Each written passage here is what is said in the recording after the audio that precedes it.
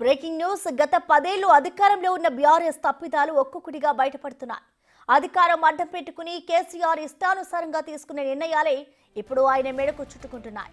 కేసీఆర్ హయాంలో 10 ఏళ్ల పాటు చేసుకున్న విద్యుత్ ఒప్పందాలు, ప్లాంట్ల నిర్మాణంలో తప్పిదాలు బయటపడ్డాయి. వీటిపై జస్టిస్ మదన్ భీమ్రావ్ లోకూర్ కమిషన్ విచారణ జరిపి నివేదికను రెడీ చేసింది.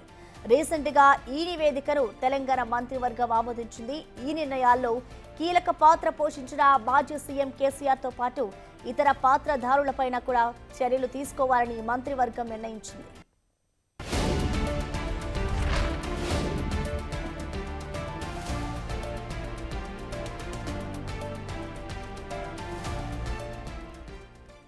దీనికి సంబంధించిన కంప్లీట్ డీటెయిల్స్ ని మా అసోసియేట్ ఇన్పుట్ ఎడిటర్ నగేష్ అందిస్తారు. నగేష్, తండ్రి కొడుకులకు జలకొచ్చిందని చెప్పొచ్చు. కేసీఆర్ హయాంలో 10 ఏళ్ల పాటు చేసుకున్న విద్యుత్ ఒప్పందాలు, ప్లాంట్ల నిర్మాణంలో తప్పిదాలపైన విచారణ జరిపిన జస్టిస్ మదన్ భీమ్రావ్ లోకూర్ కమిషన్ ప్రభుత్వానికి ఒక నివేదికను సమర్పించింది. దీన్ని తెలంగాణ మంత్రివర్గం రాత్రి ఆమోదించింది. నిన్న ఈ కార్ రేస్ కు సంబంధించి కూడా కేటీఆర్ పైన కేసు నమోదుకు మంత్రివర్గం ఆమోదించినట్టే కూడా తండ్రి సీఎం కేసీఆర్ పైన కూడా, మాజీ సీఎం కేసీఆర్ పైన కూడా విద్యుత్ కొనుగోలు ఒప్పందాలకు సంబంధించి కూడా కేసు నమోదు చేయడానికి కూడా ముందుకెళ్తుందని చెప్పొచ్చు. ఈ సమావేశాల్లోనే అసెంబ్లీలో చర్చ కూడా పెట్టి కేసీఆర్ సహా ఇందులో ఎవరైతే పాత్రదారులు ఉన్నారో వాళ్ళందరిపైన కూడా చర్యలు తీసుకోవడానికి కూడా ప్రభుత్వం ముందుకెళ్తుందని చెప్పొచ్చు. భద్రాద్రి ప్లాంట్ తో 25 ఏళ్లలో 9,000 కోట్ల భారం పడనుంది. ఛత్తీస్గఢ్ ఒప్పందంతో 3,642 కోట్ల నష్టం కూడా, ప్రజాధనం వృధా కానుంది. ఇదంతా కూడా ప్రభుత్వం పైన అదనపు భారమని చెప్పి కూడా మదన్ భీమ్రావ్ లోకూర్ కమిషన్ కూడా ప్రభుత్వానికి నివేదిక అందించింది.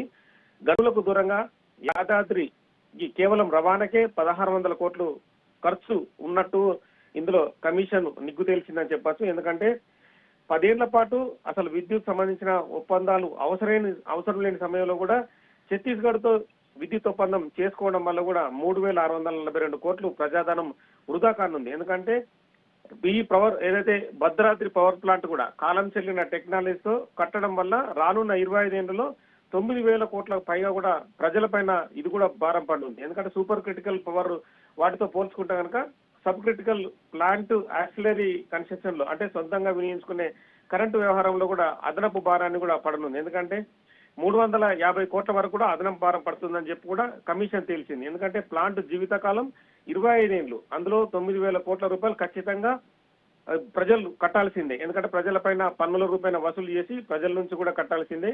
ఈ వ్యవహారంతో కూడా ఎందుకంటే ఛత్తీస్గఢ్ ఒప్పందానికి సంబంధించి కూడా 3.60కే కేరళ నుంచి లభిస్తున్న యూనిట్ ను అంటే కరెంటు యూనిట్ ని కాదని 3.90 అంటే 3.60 నుంచి 3.90 వరకు లభిస్తున్నా కూడా ఇంధన సర్దుబాటు పేరిట డైరెక్ట్ గానే ఛత్తీస్గఢ్ తో ఒప్పందం చేసుకుని 4.5 పైన కూడా విద్యుత్ పర్ యూనిట్ కి కరెంటుని కొనుగోలు చేయడం జరిగింది. అంటే 1000 మెగావాట్ల కరెంటు తీసుకోవడానికి ఛత్తీస్గఢ్ తో అప్పట్లో ఒప్పందం చేసుకున్నారని చెప్పారు. కానీ ఆ కరెంటు కూడా తెలంగాణకి రాలేదు. తదుపరి దీనికి సంబంధించి కూడా ఒప్పందం మూలంగా కూడా 2,000 కోట్ల అదనపు భారం అప్పుడే పడింది. తదుపరి రానున్న కాలంలో కూడా 3,642 కోట్లు కూడా పడుతుందని చెప్పి కూడా ప్రభుత్వం ఏదైతే ఆ నివేదికను చదివి చూసింది. ఎందుకంటే ఇప్పటికే 750 కోట్లు వడ్డీలు పెనాల్టీ రూపేణ ప్రభుత్వం చెల్లించింది. సో మొత్తానికైతే విద్యుత్ కొనుగోలు ఒప్పందానికి సంబంధించి ఖచ్చితంగా కేసీఆర్ పైన కేసు నమోదుకు రంగం సిద్ధమవుతుందని చెప్పొచ్చు. ఏదైతే అసెంబ్లీలో చర్చ జరిగిన తర్వాత ఈ విద్యుత్తును ఎందుకు కొనుగోలు వచ్చింది, యాదాద్రి భద్రాద్రి పవర్ ప్లాంట్ల నిర్మాణం ఎందుకు చేపట్టాల్సి వచ్చింది, అంటే కేవలం కాంట్రాక్టులు తమ లాభాల కోసమే, కమిషన్ల కోసమే చేశారన్న దానిపైన కూడా సవాళ్ళు ప్రతి సవాళ్ళ మధ్య కూడా ఇవాళ రేపు కూడా చర్చ జరిగే అవకాశం కనిపిస్తుంది. మొత్తానికైతే నిన్న ఈ కార్ రేస్ కు సంబంధించి కూడా కేటీఆర్ పైన చర్యలు తీసుకోవడానికి కూడా మంత్రివర్గం ఆమోదం తెలుపుతూ సిఎస్ నుంచి ఫైల్ ని ఇవాళ ఏసీబీ డైరెక్టర్ విజయ్ కుమార్ పంపన్నారు. తదుపరి కేసు నమోదు చేయడానికి ముందుకెళ్లే అవకాశం ఉంది. థాంక్యూ నగేష్.